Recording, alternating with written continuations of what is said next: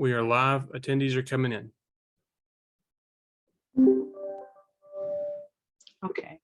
Hello, and thank you very much for tuning in to Memphis Light, Gas, and Water Small Business Webinar Power Pivot. I'm Gale Jones Carson, the Vice President of Community and External Affairs, and I'm your host. Today's webinar's focus is on retaining and attracting good employees in the Great Resignation. Today's guests are Alex Smith, who's the Chief Human Resources Officer for the City of Memphis, and Jenny Thomas, who's a Senior Recruiter for Buckman. Our guests will discuss the Great Resignation trend and how companies are retaining and attracting good employees. In the wake of the unprecedented job crisis that was brought on by COVID-19, a new trend emerged in the United States labor market throughout 2021, and millions of Americans voluntarily left their jobs. According to some research, the Great Resignation gained steam again in November 2021, as a record number of 4.53 million Americans quit their jobs. The number of Americans quitting has now exceeded pre-pandemic highs for 8 consecutive months, as employers, especially in low-wage sectors, are struggling to fill open positions. The quit rate is particularly high in sectors with a large number of frontline employees, such as hospitality, healthcare, and retail. So a little about our guest. Alex Smith is the Chief Human Resources Officer for the City of Memphis, reporting directly to the City Mayor, Jim Strickland. She is the architect of the city's updated talent management, training, labor relations, employee engagement, wellness, compensation, benefits, diversity, and safety initiative. That's a lot, Alex, that's a lot. So Jenny Thomas has been a recruiter in Memphis for 9 years and the senior recruiter at Buckman for just over a year. She is originally from Little Rock and has lived in the City of Memphis since 2011.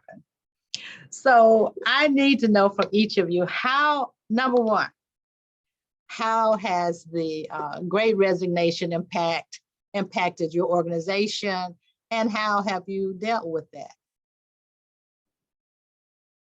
So I'm happy to go first. First of all, good afternoon, Gail. Thank you so much for inviting me and giving us the opportunity to tell the City of Memphis story here on this platform.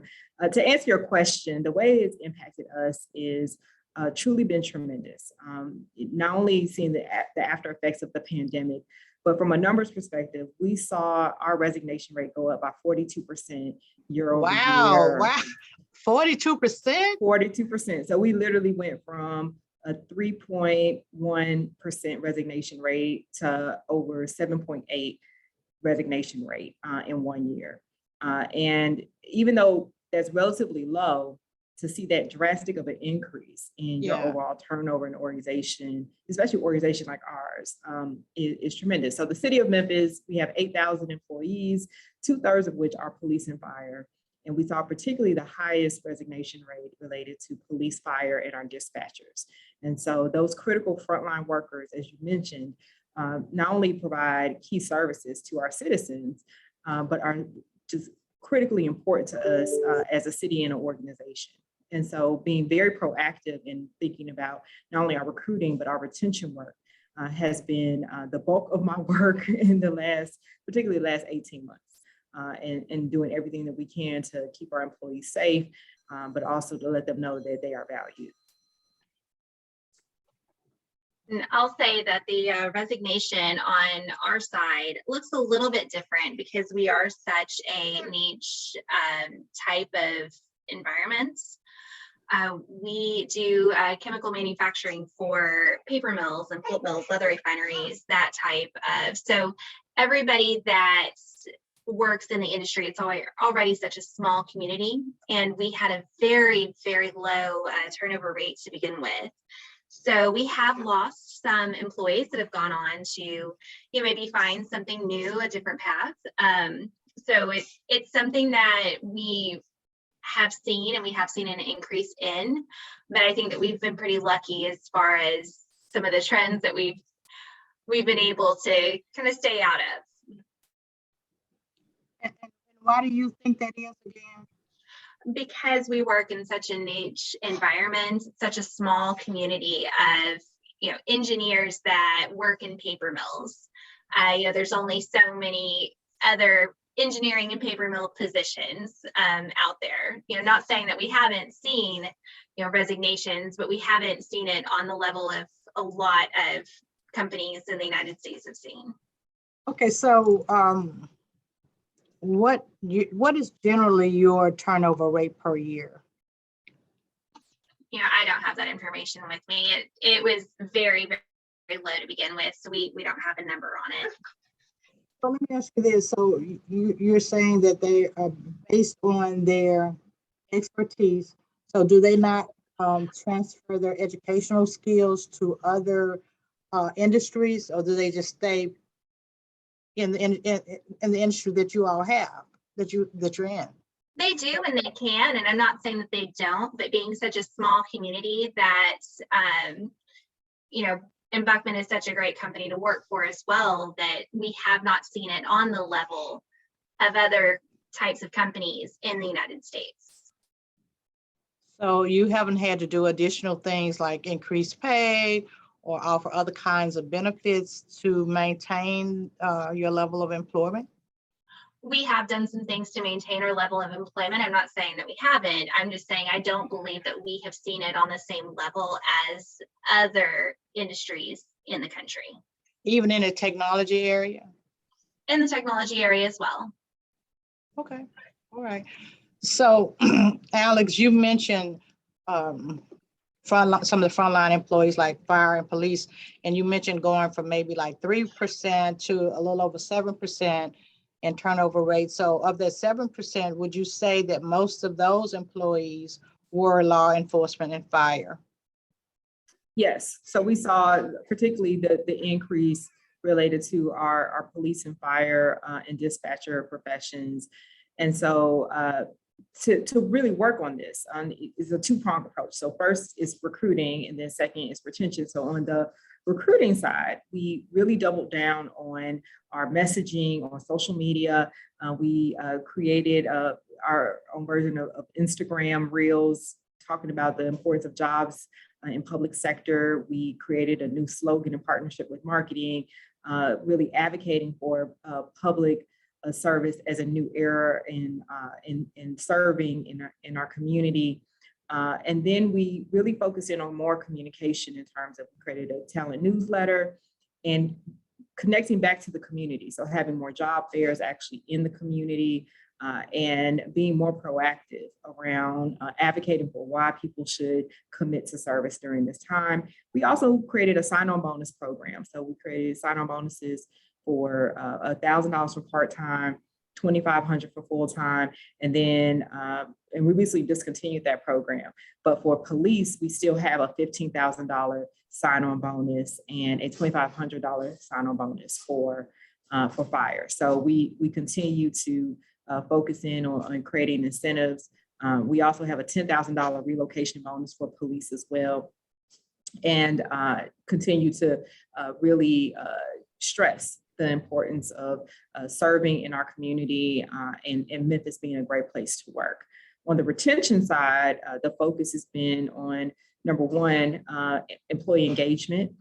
So not only do we conduct annual pulse surveys or what we call connection surveys for our employees to understand what some of the key issues are, but I even dedicated a resource on my team who's purely focused on employee engagement and looking at those survey results and working with directors to come up with action plans to help improve employee engagement. So things like recognition days, wellness days, focusing in on flexible work arrangements and other programs to try to help bring about a sense of value and support to employees and managers. The second thing around retention that we notice is, and I firmly believe this as an HR professional, I've been in HR over 18 years. And one of the things I know to be true is that employees do not leave organizations, employees leave managers. So it's really important that you have strong managers who can build relationships with their employees and be able to understand what their key issues are with their employees and help to coach and mentor and support them. So we brought back our management one-on-one course and have focused in on team building, emotional intelligence, and being in a multicultural, multi-generational environment, and brought that about. I would tell you that from our learning and development team, we have seen our Myers-Briggs assessments, team building activities go up by well over 50%, as more and more directors recognize the importance of having engaged employees and having strong teams to help them with their retention work. No, that's really good information. But one of the things that you said was about people don't leave companies, they leave management. And it's interesting. I had just read an article about 90%, 90 to 92% of the people who leave because of their management. Mm-hmm. And so you all have taken an extra step to make sure that management are better managers and have better relationships with their employees. And you think that has a great deal to do with the retention rate. Absolutely. So that's where we're making our investment to be able to help better build relationships between managers and supervisors and their employees, and help with building that positive team culture that makes people want to stay. Because ultimately, even if you increase somebody's salary or give them a retention bonus, they are not going to want to stay if they feel like they're in a toxic environment or they're in an environment where they don't have career development or support from their manager. So we can do, some of the compensation things, which we have done, but we also have to invest in management and leadership as well. So you're saying that compensation alone and benefits alone are not enough to maintain? No, the research shows time and time again that compensation and benefit increases may have a temporary uplift in terms of engagement or retention, but for long-term gains, you have to invest in your culture and your managers. Okay, so we talked about police and fire, and you talked about the incentives. So you all feel that the incentives and the pay that you are offering are very competitive nationwide? So certainly with police and fire, we do compensation benchmarking studies. We know that we have still continued some work to do. So with police, for example, we committed in this past labor negotiations to a 5% increase this year and a 5% increase next year. And I can tell you that the mayor would love to do more. And we would love to not do more for all of our employees, honestly, where we know that they may not be as competitive. But that being said, we are a government entity. We do have resource constraints, so we have to work within the constraints that we have. It's important that we work on these other things as well, which is the career development, the benefits that we offer, the manager coaching capabilities, and all these other important components in terms of people's overall work environment. Okay, so Jenny, you did mention that you have a small turnover rate and that you have a small community, and the professionals who work in your industry tend to like to stay in that industry. But are there things or benefits or what are some of the benefits that you offer your employees? Some of the is pay benefits, that additional things that keep them at Buckman, because there are other industries that offer the same kind of work that you have. So what is it that you all do special that keeps your turnover rate low? Yeah, we offer educational benefits, I think, are probably the top priority, aside from pay. We offer tuition reimbursements, not only to employees, but also to dependent children of employees. So, something as a parent, for one, thinking about, okay, how are we going to pay for college coming up in a few years? We have that as an opportunity. And just the benefits that we have of, the growth opportunities in the office. For me to come in, I can say, I want to learn this. I want to be doing this by this time next year. I have a conversation with my manager, and we make that happen. I've done some trainings with some managers. done some training with some managers and, worked on developing myself, which is something that, not every company you have the opportunity to do. And also I'm going to apologize that I'm on my last few days of maternity leave, so I'm not doing the call by myself. Thank you for coming on, since you've just, thank you for taking time from your, to come on with us. Of course. While you're on your maternity leave. My last couple of days, technically it's vacation at this point, but Okay. But Gail, I will tell you, that's an important point. So, we saw during the pandemic, a large amount of women, so over 2 million women left the workforce in the US due to the constraints of being a mother during the pandemic time. And I think we all witnessed, especially I have young children, I have a 4-year-old and a 9-year-old. And during the pandemic, while we were at home, not only were we trying to work, but we also were chefs, nurses, teachers' aides, and housekeepers and other things, trying to make it work. And it was a lot to balance. And so I do think one of the things that employers across the country are faced with is how do we help return more women back to the workplace, and how do we provide more policies and support so that women want to come back and feel like they have the support needed to be able to return. Well, I'm glad that you mentioned that, because I read a lot about, what's going on in the world of work and the people who left the world of work, and I'm still trying to figure out how they're paying the bills. But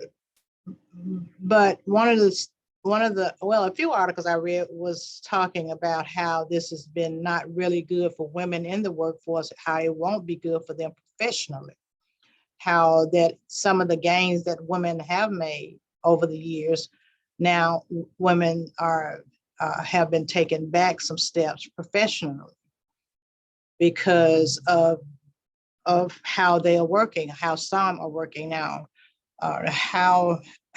Let me ask you this. So, Jenny and Alex, are your employees still working remote? no, we are back in the office. We have a mix of positions. We have HR, we have IT, marketing, but we also have a lot of chemists and a lot of people that work out in our production facility that are mixing chemicals that we send out to our customers. And then of course we have people working on site at our customer facility, and those positions have always been on site. It's the more administrative office, HR, IT, marketing, those types of roles that just came back to the office recently. And we are working to make the return to office a little bit more exciting. We were completely from home, and then when I started a year ago, I wanted to be in the office. I am one of those people that likes people. I like to see their faces. I want that social interaction. So I was coming in most every day, and then we decided to come back on a hybrid type schedule through the summer.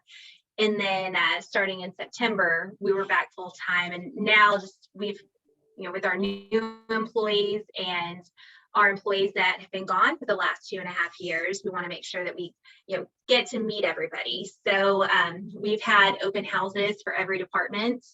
I just got an email about one. Apparently they're having ice cream without me in the office this afternoon. So I'll survive. But adding those social activities. Next week, I will be in the office, and we're having a community lunch with barbecue to get everyone together. And I think really putting the emphasis on the social piece as well. And we do have that support. Obviously, we've mentioned being a parent, and if I need to take care of my kids, or I have a doctor's appointment for one of them, it's not a big deal. All I have to say is, hey, we have this going on. If it's an all-day thing, I can still work from home. It's not that work from home has been completely taken away. It's just, okay, on a regular day, let's come into the office.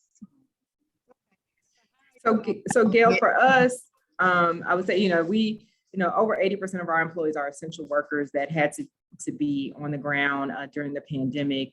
So for the majority of our employees, they still came to work, which is why our partnership with the YMCA and offering on-site student learning hubs for people to be able to have free daycare for their children. And I think MLGW participated in that as well, was so important. That being said, and so for the employees that were working from home, they returned to work last year. So by May of 2021, essentially everybody was back in the office in some capacity. Of course, we had to adhere to CDC guidelines. So as we had different coronavirus outbreaks, different care issues, et cetera, we were adaptable and flexible in supporting our employees with whatever they needed. And we still have our flexible work arrangement program in place today to help support our employees as well. I think one of the most important changes for us was technology.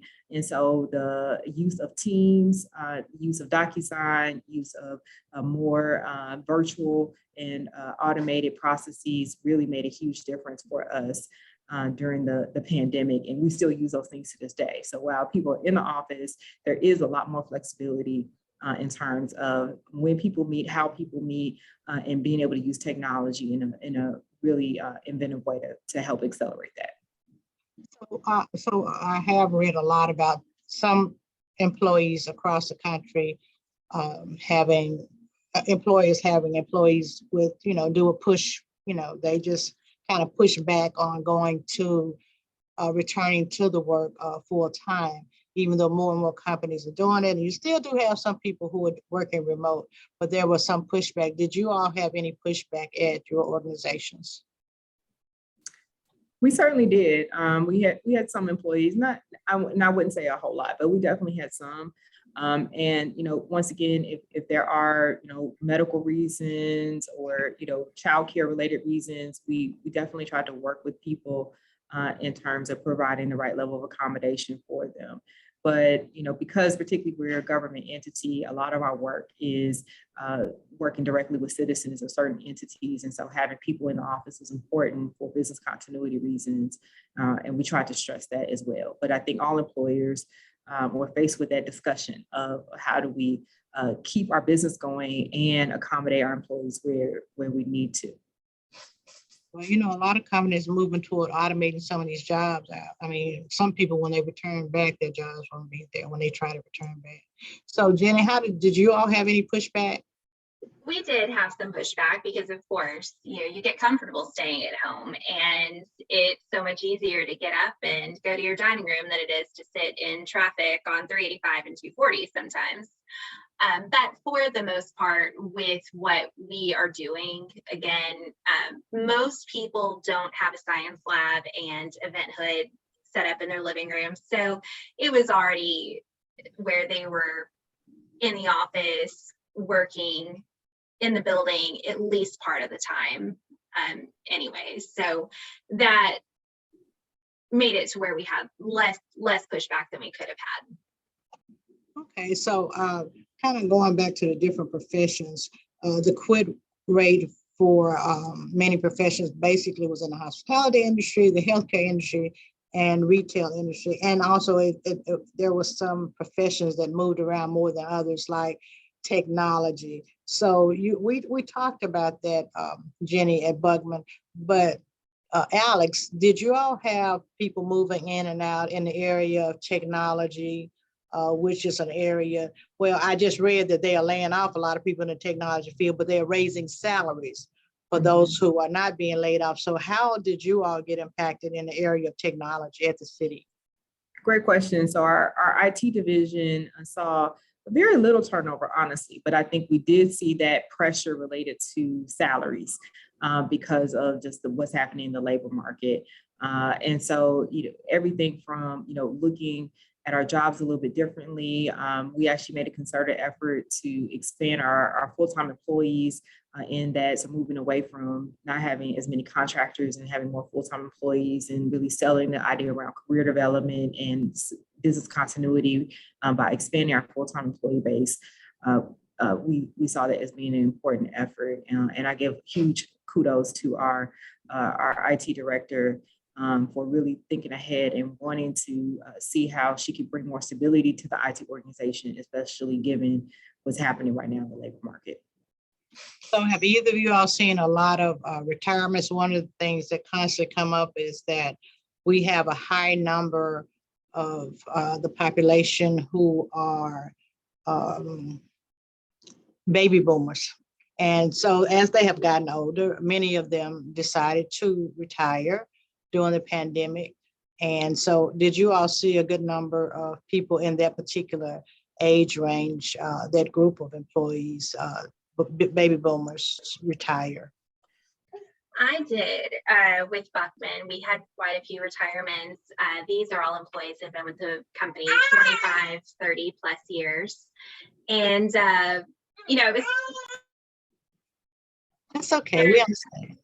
It was their time to, be ready to move on to something else and, retire. So that's where some of our movement within the company came from. And we were able to, promote employees that had been performing and doing a good job, and then, fill in those roles and take a step back and say, okay, now that we have moved this person here and this person there, what are our needs? And, reward our employees for doing a good job with us in that way. So with the city, you all have a good number of people who've been there, 30 years, 40 years? Yeah, so our average tenure is 13 years. And actually, I was surprised. So 13? our 13 years. Oh, okay.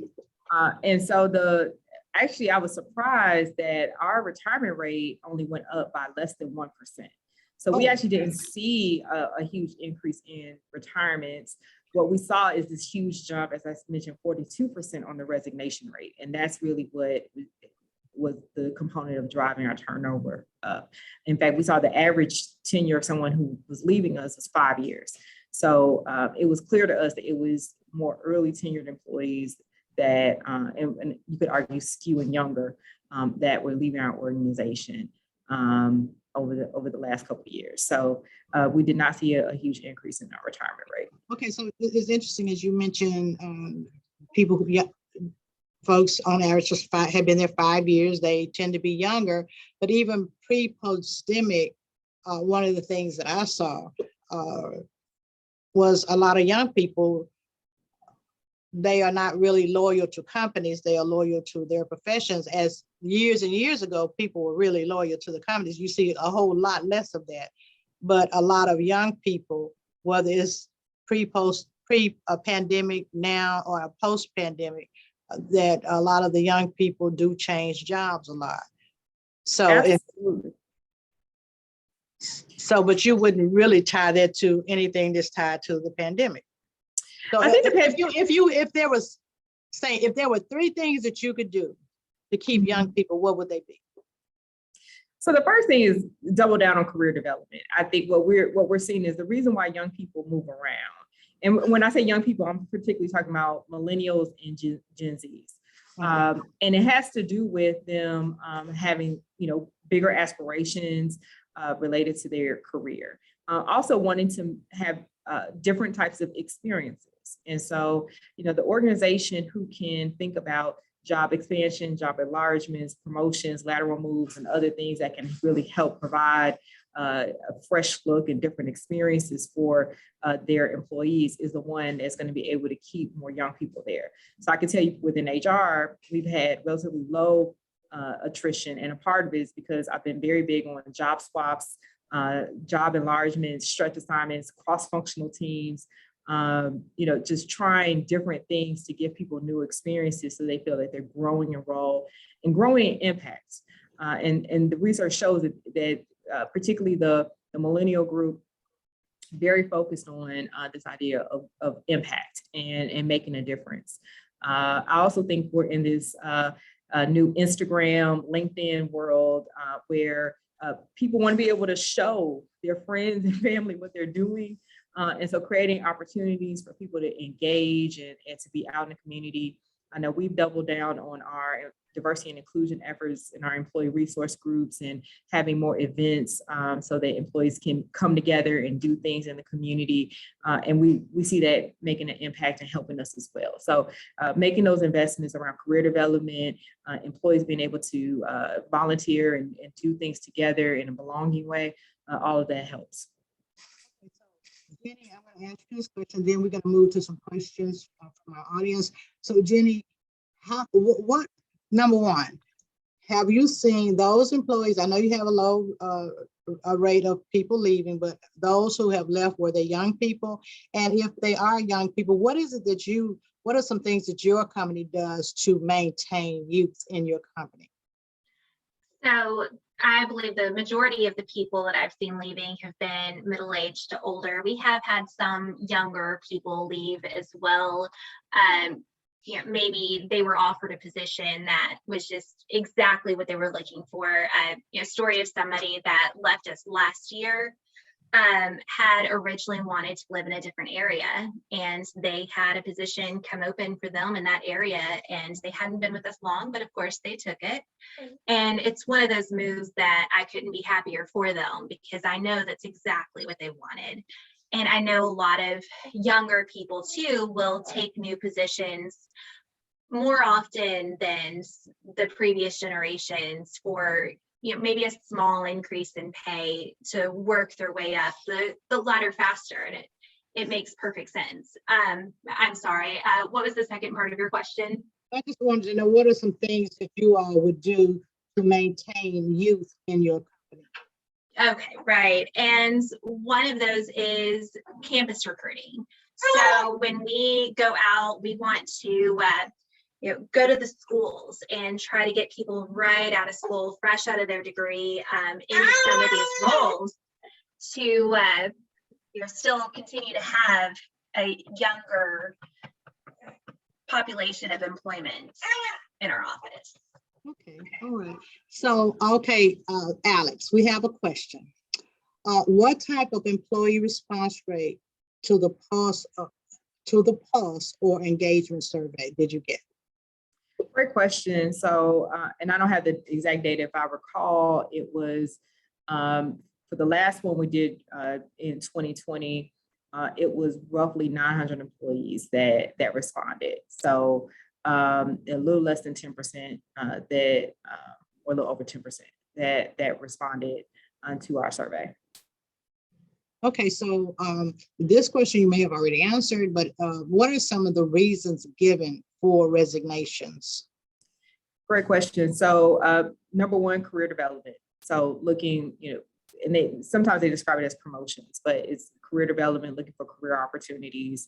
Number two is related to pay and looking for a higher pay increase, which in many ways I see the career development and pay somewhat going hand in hand together as being the two top reasons why people leave. Okay, and so Jenny, what were some of the reasons, if you all do exit interviews, what were some of the reasons given for your employees leaving? Yeah, employees would still leave because of pay, even though our pay is competitive. In a time like this, everybody's trying to is just more competitive than the last guy. Well, I've lost a couple of employees in one of my areas, well, two of my areas, and one left, both of them have moved up professionally, and both of them, I assume she left for more money, but another one, she left, she got a $20,000 raise, and she's young.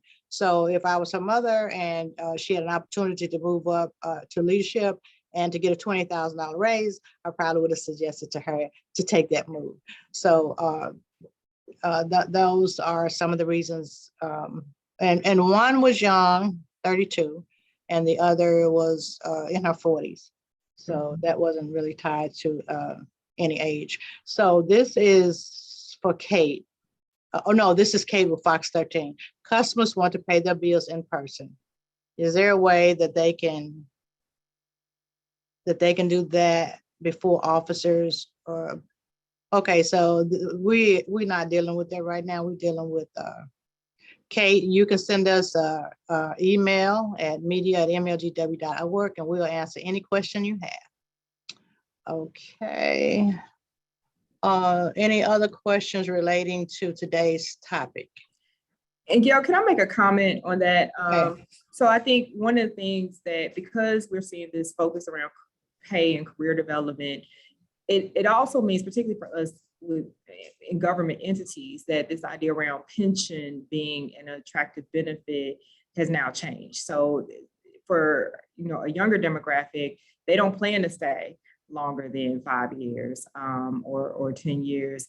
They are looking for the most expedient path and getting different experiences. So the way that we have to look at retention for them is different. And we can't really hang our hat just on pension. We have to talk about the career opportunities, the stretch assignments, the impact, the service, the culture, all these other things, because they literally do not plan to be here that long. And I think that that's okay, right? That is, everyone has the right to determine how they want to work and when they want to work. And everyone has different life circumstances. As an employer, though, I think we do have to respond to that and think a little bit differently about how do we support individuals who want a different type of work experience. Well, responsibility as well. It's difficult to continue a lot of the work when your turnover rate is high. But I kind of do wonder, as young people do change jobs every 3 to 5 years, what is their look or focus on retirement when they leave the workforce? When they do they never leave the workforce? But what kind of income would they have when they get in their 60s and their 70s? Well, I think that's an interesting question, right? Because what we're seeing is more and more people who are over the age of 65 that are still working, even if it's in a part-time or some consulting type capacity. So I do think that this younger generation may not expect to stop working, that they may expect that maybe the way they work looks different. And also, I think the way they look at retirement, they see their IRA or their 401k, and they recognize that the way that they're going to retire is going to look different than their grandparents or their parents. So they may be planning for it differently. We're also seeing, of course, the maternity rates changing for our country as well. So people are delaying having children longer. So I think there is a question about, what does it mean in terms of the next generation and how even maternity will look and children will look in the future as well. And this generation's, this particular Gen Z generation is making some different choices in terms of that too. Jenny? Yeah, and I completely agree with young people and retirement. I'm 36, so I'm not exactly retirement age, but I'm not exactly young anymore either. And retirement is something that still it seems so far off. Like, why am I thinking about this already? And I feel like a lot of young people are kind of in the same school of thought as I am still, that it's so far off. They haven't started to plan for that. But we do offer, we have our 401k plan with a great matching program, for anyone that is thinking about retirement in their future. I left, this is my second time working at Memphis Light, Gas and Water, and I started at Federal Express in January 1984. And when I started there that many years ago, one of their focuses was to continue to focus on communicating to employees about retirement, making sure they knew that the 401k was available and that Federal Express did a matching of the 401k for their employees. They felt like they had a responsibility because at that time they felt employees really didn't start thinking about retirement until they got into their 40s. But so do you all see that today? Is it maybe when they're in their 40s they start thinking about retirement, or they just are not thinking about it till they maybe 50s? I don't know. But I do know that Federal Express felt that was a responsibility of theirs many years ago. I don't know if I don't think they feel that way today, primarily because I don't, the private sector is looking at retirement and pensions for their employees entirely different today than they did many years ago. Absolutely. So my previous lives, when I look at other companies I work for, they absolutely felt that sense of responsibility. And so there's a large amount of focus in the new employee orientation about the 401k and the matching, and really encouraging people to contribute so that they could get the maximum matching contribution from the employer. On the public sector side, it's interesting because we automatically deduct that 8% for people to be a part of our pension plan. And that's because they don't receive Social Security when they have a pension plan option. And so it's a different conversation about, well, you are in this pension plan if you come work for us. And so this is what it can mean for you in the long term if you stay through the vesting period. So it's a different type of conversation. I will tell you that the younger the employee is for us on the public sector side, the more explaining we have to do about why they have to contribute this 8%, but they don't have a choice, and why it's important. And so we have found it's important to double down on our communication and provide more information on why the pension program is important. Is that because they don't think they should have to be made to participate? Yeah, I think that there's this thought that I should have a choice. I should have a choice, and I shouldn't be forced to.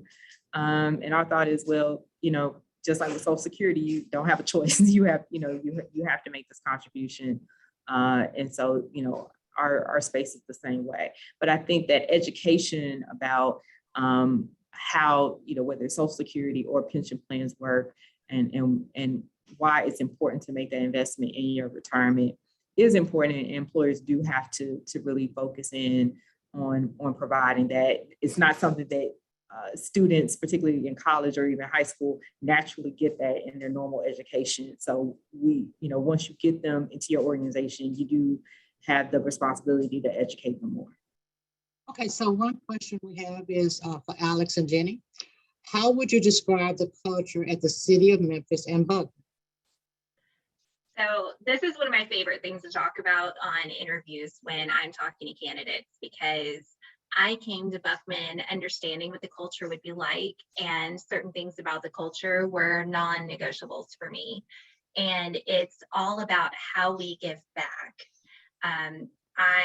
If I'm going to work for a company, I want to work for a company that will give back in any way. So we volunteer. Our department went to the Mid-South Food Bank and packed up backpacks earlier in the summer. And we also support a Boys and Girls Club near our offices, where we provide tutoring, mentorship, meals. Who better to get help with your homework than a bunch of scientists and engineers and people of that. So it's great. And then we provide school supplies to students in the areas as well. Going back to school in August, we had a school supply drive for them as well. But another kind of aspect of that, outside of just the giving back, is how everybody, no matter who you are within the company, knows who you are, will stop, talk to you, say hi. I know it's a cliche term, but it does really feel like a family. And for me, I had made a pretty big announcement. I'm sure y'all probably know what that was. And I was walking down the hallway. I had not met one of our members of senior leadership yet. And I was walking down the hallway wearing a mask because of COVID. He was wearing a mask as well. And he recognized me as somebody he didn't recognize. And he stopped and introduced himself to me. And other companies I've been at, it's like, oh, you don't talk to the people in the C-suite unless you absolutely have to. You let them go. They're untouchable. And just the fact that I'm comfortable walking up to anybody in this organization and having a conversation, and they are welcome and open to it, that is something that will keep me at Buckman as long as they will let me stay. Okay, Alex? So Gail, the city of Memphis, and you talk about any government entity, there's a unique cultural aspect that goes on. So because you have, I would say 80% of our employee base that are civil servants, which means that they have civil service protection, and in most cases, they plan to be in their roles throughout different administrations. There's a certain culture that's developed through that. And so when I first came here, I immediately noticed the relationship orientation in our culture. So everything is about family and relational. But there's also this idea that particularly for us, 2/3 of our workforce are police and fire. And so there's separate subcultures within the paramilitary organizations that we have with police and fire as well, in terms of their protocols and how they make decisions and get things done. But in all aspects, I think universally, we are very relationship oriented and service oriented in that way of wanting to work and do right by the city of Memphis. From an administration standpoint, so when we talk about new mayors coming in, I think different mayors have different focus areas or different cultures that they aspire to develop while they're there. Our Strickland administration has focused in on innovation, collaboration, service, and accountability, and really put our emphasis on things like database decision-making. So we have a monthly KPI meeting where we talk about the most important metrics for the city and how we can move the needle there. We have a focus around innovation, and we even celebrate it when people come up with new ideas and new ways to approach old problems.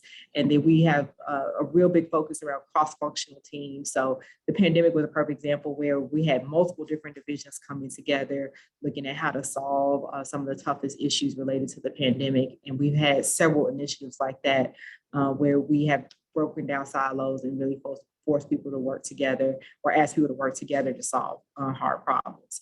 And so that's the culture that I would say this mayor has really been focused on, but different mayors have different perspectives. And I agree with that, which may change every 4 to 8 years. So this is a question from Kerry. He wants to know, or Kerry wants to know, what is the retention rate for college degree employees versus non-degree employees?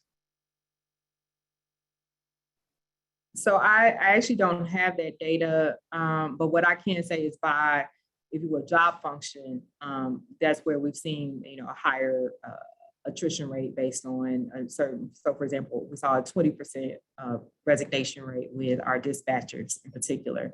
And however, in HR, we saw more like a 7% resignation rate. So it does vary by profession, but I don't have the data by degree. Carrie, Jenny.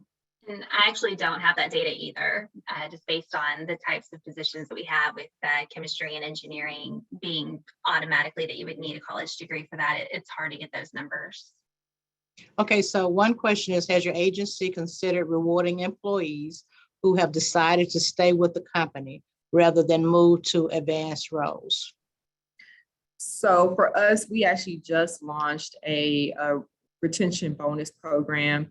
We had our first experience with retention bonuses with our police division in 2017. And with the increase in the resignation rate with both police and fire, we expanded our retention bonus program to them as well as dispatchers. So we recently had an open enrollment for it where people could sign up for a 2-year agreement where they get a 9% bonus each year for 2 years, or a 5-year agreement and they can get a 9% bonus for each year for those 5 years. And so we literally had almost 4,000 people sign up for the bonus program between police and fire. And so it was pretty significant to get that commitment and once again, stability for our police and fire organizations. Jenny? I think that's great that y'all offer that. We don't have anything like that. Of course, we have a much smaller organization. We have about 1,700 employees in North America. So a little bit different for us. Okay, so another question is, has your firm thought about offering more vacation time to older applicants to attract and maintain them and retain them? Our vacation policy is really competitive anyways. I thought when I started with the company that I had negotiated something, but we actually give 3 weeks to everybody to start. And after you've been with the company for 5 years, we go up to 4 weeks and so on. But I think we offer more than a lot of companies in the area to begin with. So Okay. we recently actually added more vacation days. So we eliminated our bonus day program, which was focused on receiving days off based off lack of sick leave usage.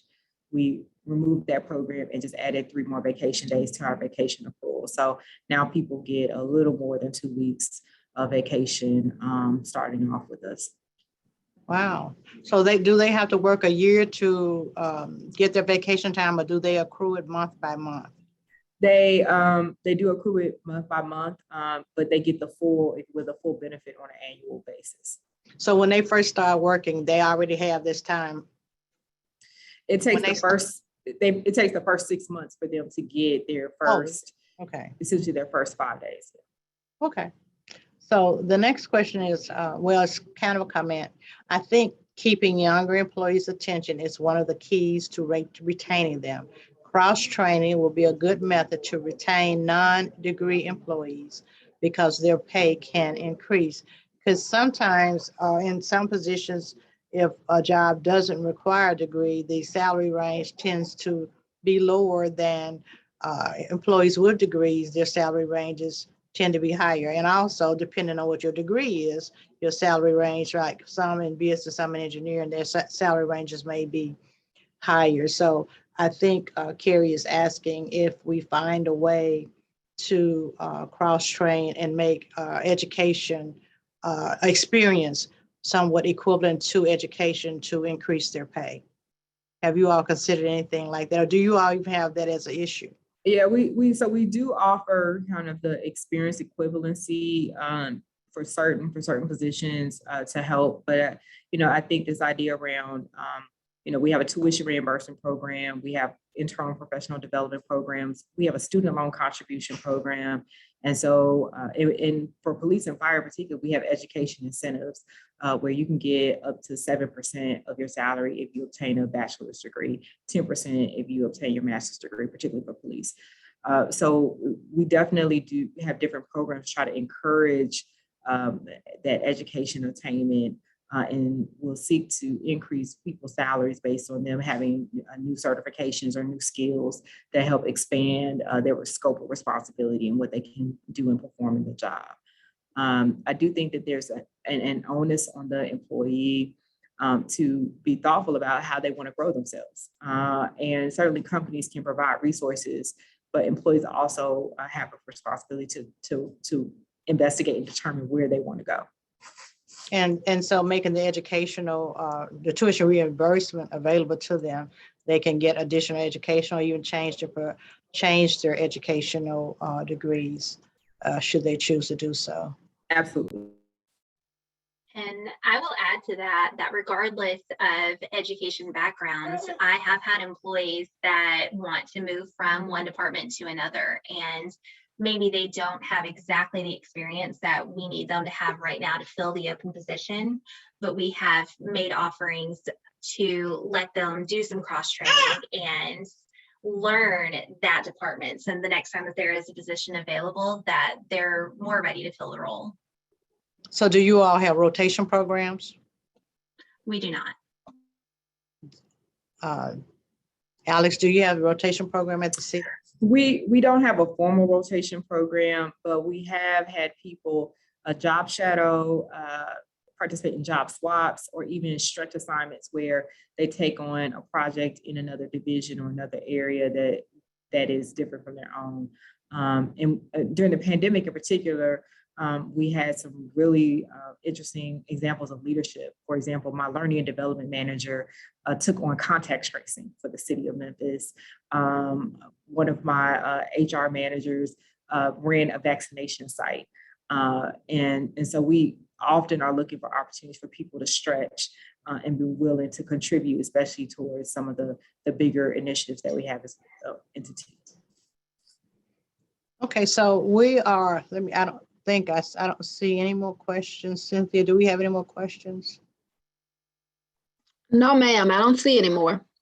Okay, so as we wind down, Jenny and Alex, what are some final words or suggestions or tips that you would like to give those in the workforce, particularly people in business, about retaining and recruiting employees during this time of people leaving the workforce? For me, with recruiting, I want to make sure that I give every candidate an equal opportunity, the same opportunities when I am sourcing, whether they have applied for the position, whether I've gone out to say, hey, I know you're working and you've not expressed interest in our company at all, but do you want to have a conversation? You're making sure that I'm going down all avenues and having real conversations with all of my candidates. And giving them the exact same opportunity as far as the questions that I'm asking and where we go from there. So, Alex. So I think my advice, I have two pieces. So one is, this is a unique time where you can really build and develop your own talent for your organization. And so I would encourage employers to be thinking about how can they connect with high schools? How can they connect with those who are the hard to employ, those different types of backgrounds, et cetera, and really getting creative about how to bring in people who may traditionally not be thinking about your organization, but, really have a good heart of wanting to serve or wanting to have a chance. And so this is a great opportunity in the labor market to give people a chance and to invest in professional development, to educate and support people, especially people who wouldn't traditionally come to your organization. And then secondly, I would tell employers, you have to double down on manager capability.